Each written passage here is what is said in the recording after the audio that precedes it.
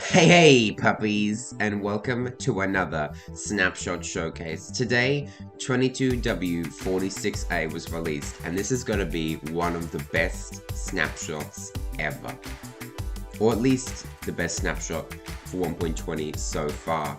In today's snapshot, we got the addition of Piglin Heads, better changes to bookshelves, changes to bamboo textures, and some more technical changes that are fantastic. So we're going to be going over most of the things that we added in this snapshot, changed, and what you need to know about the snapshot. So let's jump straight into things. As you can see, I am dressed up as a piglin. The biggest change here, maybe the most noticeable, is Piglin Heads have been added into the game. So Minecraft already has a lot of heads. You have creeper heads, dragon heads. If I look up heads, we have player heads, which aren't actually obtainable in survival. You have zombie heads, and you also have skeleton skulls, and wood skeleton skulls. Skeleton. So there's already quite a few heads in the game. But now Mojang has decided to add another one, which is Piglin Heads, right there. So how do you get these heads? Well, in case you don't know already, the only way to get all of the heads, other than wither skeleton and dragon heads, is via a charged creeper. How do you make a charged creeper? Well, I guess I can show you here. So you get a charged creeper when the creeper gets struck by lightning. So the easiest way to do that is probably with a channeling trident, but if you don't have one of those, you could use a lightning rod. And then you need a piglin, and to ignite the charged creeper. There we go. Piglin head. Any mob that, not any mob, but the mobs that are killed by charged creepers have the potential to drop heads if they are a head dropping mobs. That means zombies drop their heads, skeletons drop their heads, other creepers drop their heads, piglins drop their heads, and dragons won't drop their heads because they just won't. And wither skeletons, I believe, have a guaranteed chance to drop their head, but I'm not 100% sure on that. So yeah, basically that's how you're gonna get ignite.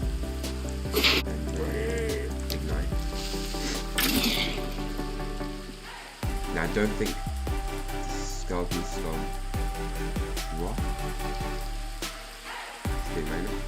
Anyway.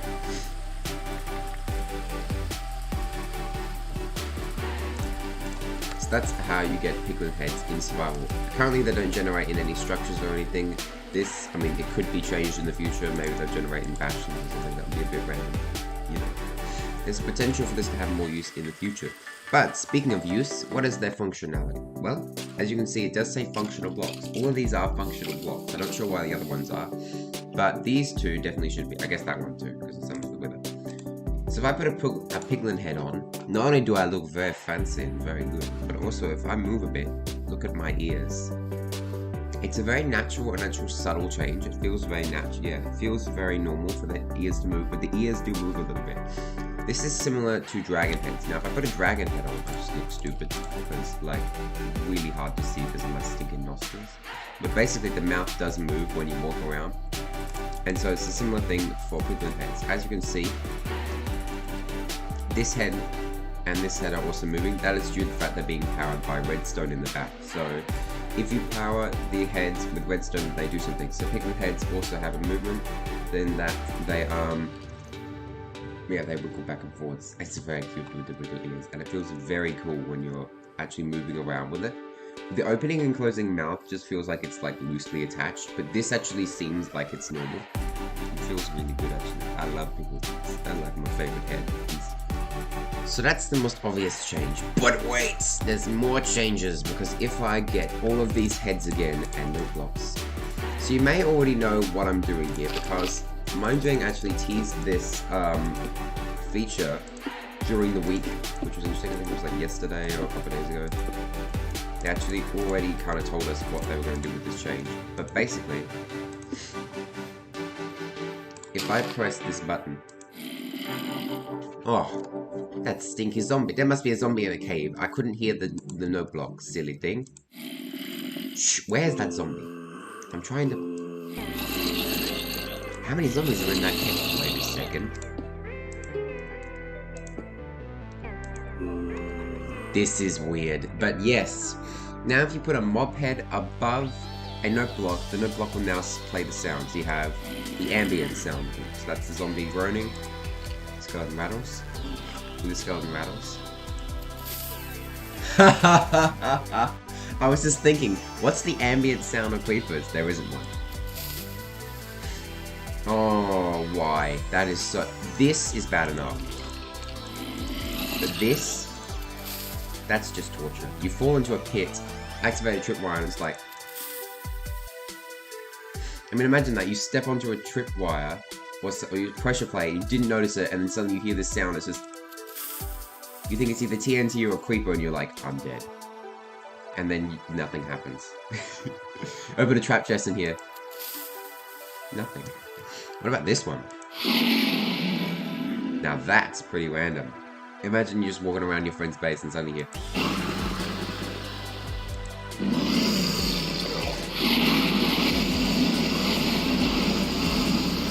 And finally... Oh, Piglin snorts angrily. I expected it just to be the snort sound. Maybe it's angry that it's been decapitated. That's fair.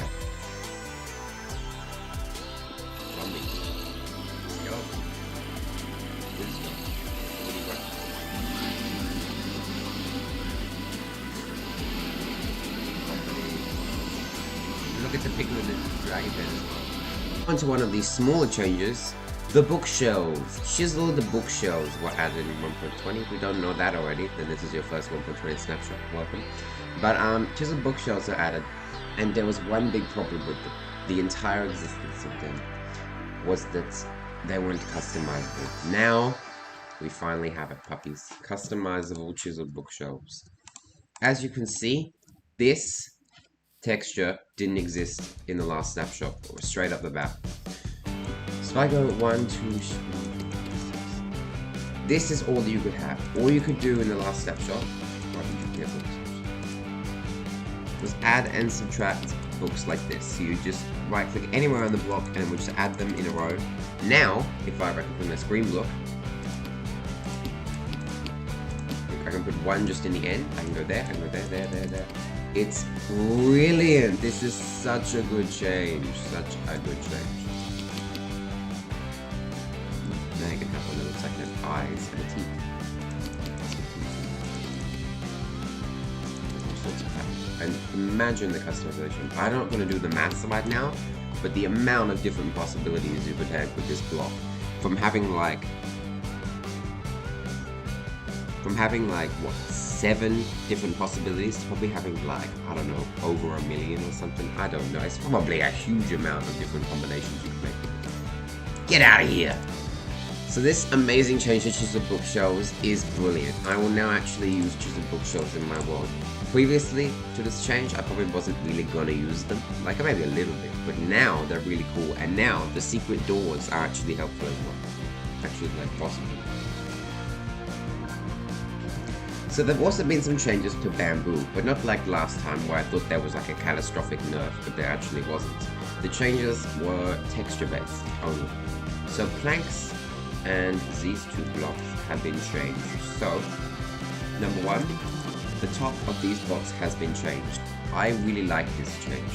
Now, it may not be distinctly noticeable when you look at it, but before there was like, that pixel there was like black or something. I don't know, it was like this, it was kind of, it looked a bit pixelated, which I know Minecraft's pixelated. I mean, Minecraft is pixelated, but you get the point. Like, before the top textures, it just looks a bit weird, I don't know, but this looks much smoother. Before it looked a little bit programmer-hardy, to be honest. So now the changes have been made, and I'm really happy with the changes. I think they look great now. This is going to be really cool for building. I mean, I still have no idea how to use it with any other block, but it doesn't need any other block. It is just bamboo, and only bamboo. The other changes have been made to the planks. You may notice the difference straight away, but the planks have been made to match mostly all of the other plank types. So all the other plank types have the same plank texture. So if we look at planks, as you can see now, they're all pretty similar.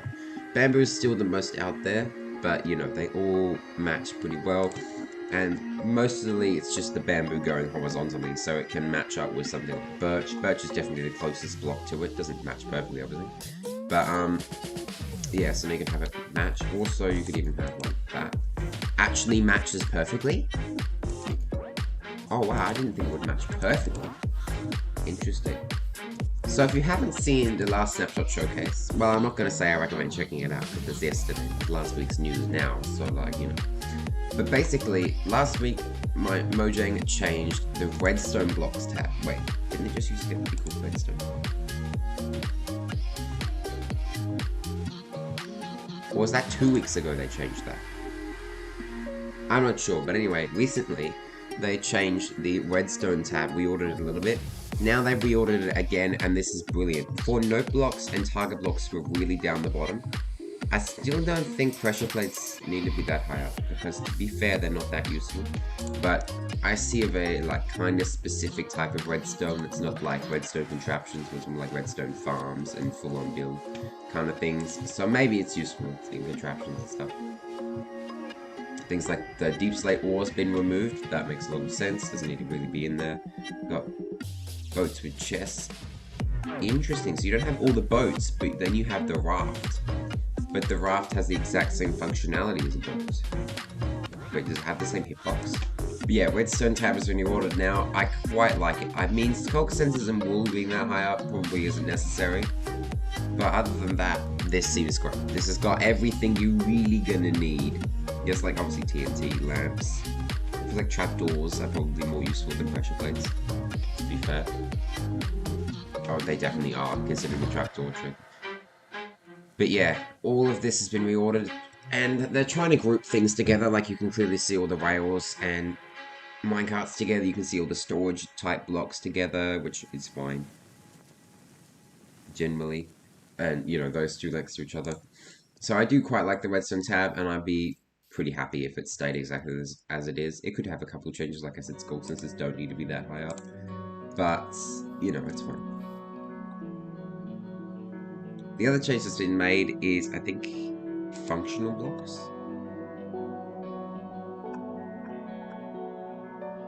Or tools and utilities. Sorry. Rails have now been added to tools and utilities. I'm not sure if minecarts are already there, I think so. So now rails have been added, just because that makes sense. If you're going to have one, you kind of need the other. For the rest of the changes, we'll have to jump into the nether. Well, we're in a Piglin forest. Did I really just call it that? Okay. And some of these. Take off my gold. Hello. Yep, you're gonna shoot me. Okay. So interesting, if I wear a Piglin head, Piglins still want to shoot me, provided I don't have any other gold on. But if I wear one piece of gold,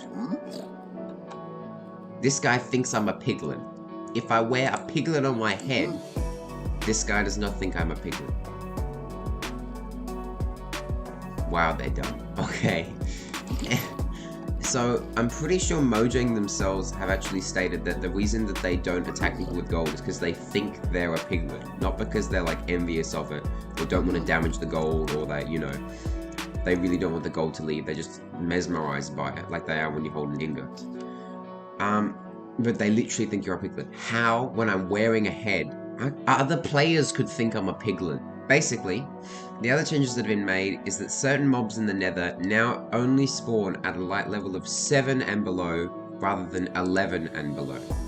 So light level 11 is like blazes coming out of a nether fortress spawner, and light level 7 is like pre 1.18, how everything used to spawn. So that means it's much easier to, well, not much easier, but pretty, it's a decent amount easier to now mob-proof an area in the nether, which I quite like. Mob-proofing in the nether, it's always been pretty annoying. If you want to mob-proof a large area in the nether, probably still like dig it out or blow it up rather than just spreading light. But that's a lot of an easier way. If a casual player just wants to kind of grind for a little while, then you can just get a lot of torches, shroom lights, whatever you want.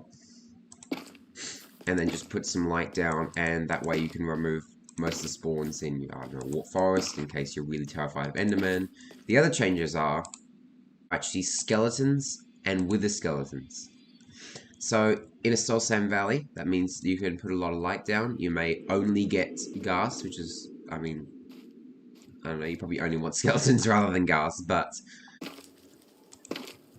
So why those mobs specifically, you may ask? Well, the reason Mojang have stated is because portal-based farms. Mojang hate them. Everyone hates them, except for people that use them, and also everyone else.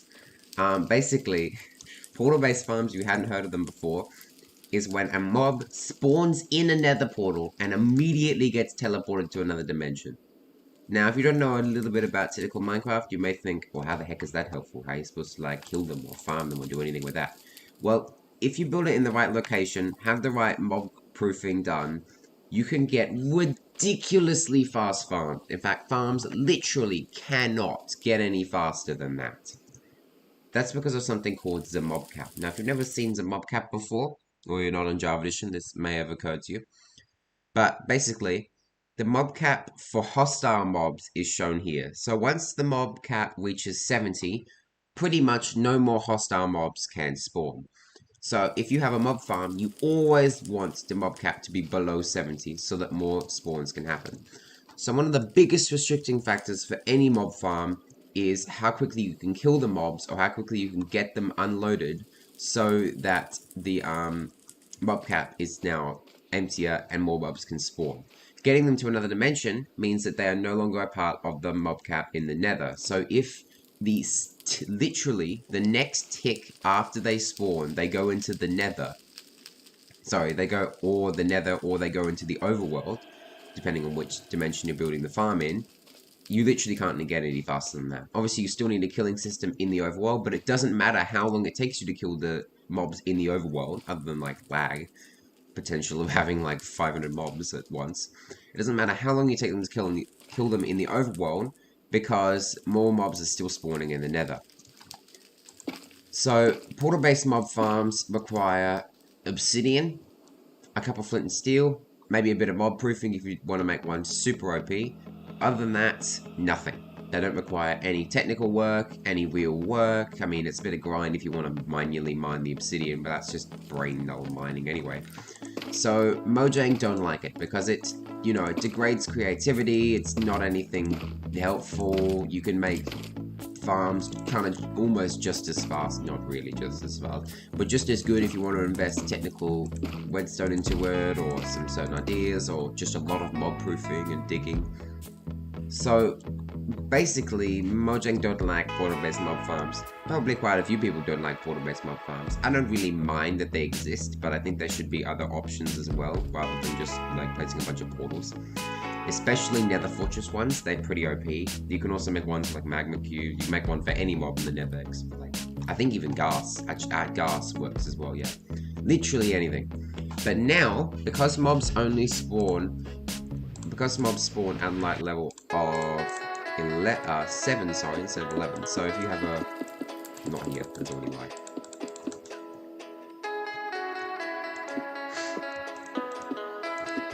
So if I make another portal here, and light it, now it's kind of hard to see, but if I stand right next to this portal, you'll see the light level is 10. I smash the portal, 0. There's no light here other than the portal. So portals have a light level of 11. They emit a light level of 11 on the exact block they're in. So that means that previously, it was just bright enough that I'm pretty sure all those mobs could spawn inside of it. But now, mobs cannot spawn inside nether portals. So they cannot. So, you know, that's why level 11. Where's 7? Is this 7? That's 8, okay. 7. So they can spawn here now. So they have to spawn 3 blocks away. That means that instead of moving them in the next tick, you then now have to move them 3 or 4 blocks to get them through another portal. So instead of taking 1 tick, it might take like 3 seconds, or 5, or who knows how long. If you're dealing with mobs that can't be pushed by lava, lava's really slow. Piston bolts, but then you have the problem of other mobs spawning in the spot. So pathfinding, you know, basically, portal mob farms have now been massively nerfed, if not, quite frankly, killed. Am I sad about this? No. You can still use portals in farms if you don't want to make the killing system in the nether for some reason, or you want to build a farm low down to get the best rates. You can still move a mob through a nether portal, but you have to get them there, which is kind of insane. I don't know why Mojang don't just make it so that mobs can't spawn inside of nether portals, but if they don't want to do that, other than like zombified piglins that literally spawn in them, other than that, they just should stop that mapping. But I don't know. Anyway, it's fine change for me. I'm perfectly happy with it. And yeah, so they already stated a couple times before that they don't like portal mob farms and they're going to kill them. So they kind of have. So if you already built one, well, too bad for you. If you built one recently, well, too bad for you. You should have stayed up with the news. And if you're going to build one, don't. So now Endermen use the loot table of whatever they are holding when they die to drop it. So for the most part, this is not going to affect anything whatsoever, because for the most part, the loot tables of most blocks are that block. So with Nylium, it's not going to start dropping netherrack. It's everything in vanilla is going to drop the same thing. This is only to prevent things with commands such as an Enderman holding a flower pot wouldn't drop the flower pot or the flower. Now it will drop both, or yeah, it probably will drop both. So yeah, basically die. So that, for the most part, is everything in the snapshot, but there are a couple more changes. So for one, you now have this tab, Telemetry Data. So here is something that's been added recently. Apparently, according to Mojang, this is because this is a requirement for everything related to Xbox. So as you may know, Microsoft bought Mojang in a couple years ago. I'm actually not sure what year it was, but a couple years ago. So basically, now what they do is they, every time you load up a world, or I think boot up the game, or yeah, I think load up a world, you now have data collected and sent to Mojang, Microsoft, Xbox, whatever you want to call it. So that is your user ID, your client ID, Minecraft session ID, game version, operating system platform, client, if the client is modded or not, I assume, your event timestamp, anything you've opted in on, world session ID, is the server modded, what's the server type, and what's the game mode. Every time you unload, it should be probably exactly the same thing, except for how long you've had the game loaded in seconds, and how long you've had the game loaded in ticks. So why are they collecting this? Well, for the most part, I'm pretty sure it's just, and if I set that to all, would it change things? Performance metrics, user ID, frame rate samples, render timestamp, user memory, render distance, dedicated memory, load times, load time, milliseconds. So this is just, we live in a world where everyone wants to get data, especially Microsoft and Google, but like, so basically this is just so they can get data so that they can, well, obviously what every company says is just so they can improve it for their customers. It is because, you know, maybe they can market it to a certain audience, they can try and improve it. Maybe if they see that everyone's load time is really long, then they'll actually start to improve the optimization for Minecraft. So yeah, basically this is just them trying to collect a bit more data because it's required, and Microsoft has said, hey, you have to do this. Is this a massive problem? No. Is it collecting like your location data and selling it to advertising stuff? No. Microsoft already do that anyway, bro. No. So all this data is, I do trust Mojang to probably say that I'm 95% sure all they're doing is collecting the data that they've said. So you don't have to be super worried about this. It's not the best change, maybe, but I mean, Mojang only listen to their community enough. They don't actually have to force us to tell them. But yeah, it's not the end of the world. This is still pretty okay change. It's just some basic data that I'm pretty sure they used to do this before. Back in the olden days, you had a setting right here that was snooper settings. I don't really know if this is similar or not because I didn't play when snooper settings were actually around. I don't think. But yeah, so maybe this is kind of similar. The worst thing about this change is that now there's just like an extra tab there. It's so stupid. What are you doing there? Get out of my way. You're so annoying. And it's just doing this as well. So yeah, and you can get just the minimal data. So that's basically just like who you are as a Minecraft player. Then like a game version, your OS, which is probably the most, like, then if you're playing modern and stuff like this and stuff. Let's see what this actually says. Knowing how players play the most, such as game mode, client or server mode, and game version allows focus game updates to improve the areas that players care most about. The world unloaded event. It's also possible, considering how Mojang listened to their community so much, they will legitimately use this just to improve